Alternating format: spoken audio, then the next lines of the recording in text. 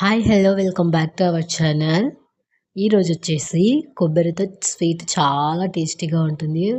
అది ఎలాగో ఇప్పుడు చూద్దాము. ఇక్కడ నేను జీడిపప్పు, కిస్మిస్, కాజు కూడా రెండింటిని చిన్నగా కట్ చేసుకొని గీలో వేయించుకుంటున్నాను.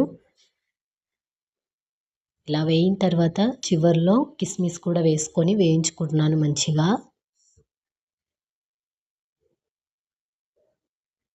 ఈ విధంగా వేయిన తర్వాత ఒక గిన్నెలోకి తీసుకొని పక్కకు పెట్టుకుందాము. ఇప్పుడు ఒక గిన్నె తీసుకొని అందులో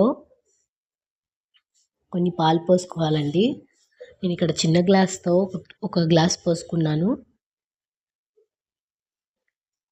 అండ్ అందులోనే మనం తురుముకున్న హాఫ్ కప్పు కొబ్బరి తురుము అండి ఇది.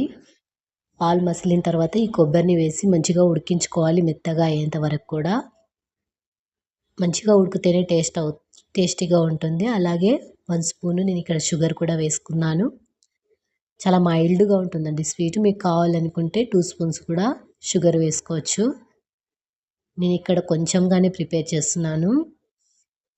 ఇలా వేసిన తర్వాత అంతా కూడా మంచిగా మిక్స్ చేసుకొని కొబ్బరి మొత్తం కూడా మెత్తగా మంచిగా ఉడికేటట్టుగా ఉడికించుకున్న తర్వాత మనం వేయించుకున్న కాజు కిస్మిస్ ఉన్నాయి కదండి, వాటిని కూడా నెయ్యితో పాటుగా వేసేసి ఇలాచి పౌడర్ కూడా వేసుకొని కొంచెం మసిలించిన తర్వాత బంద్ చేసుకున్నామంటే, స్టవ్ ఆఫ్ చేసుకున్నామంటే చల్లారిన తర్వాత తింటే చాలా బాగుంటుందండి ఇది.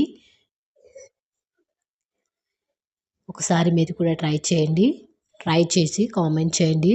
ప్లీజ్ నా ఛానల్ని సబ్స్క్రైబ్ చేసుకోండి. నా వీడియోస్ కనుక మీకు నచ్చినట్లయితే లైక్ చేయండి, షేర్ చేయండి, సబ్స్క్రైబ్ చేసుకోండి. ప్లీజ్ సపోర్ట్ చేయండి. చాలా బాగుంటుందండి. మీరు కూడా ఒకసారి ట్రై చేయండి. ఇన్స్టంట్గా అయిపోతుంది. ఇంకెందుకు ఆలస్యం, మీరు కూడా ట్రై చేయండి.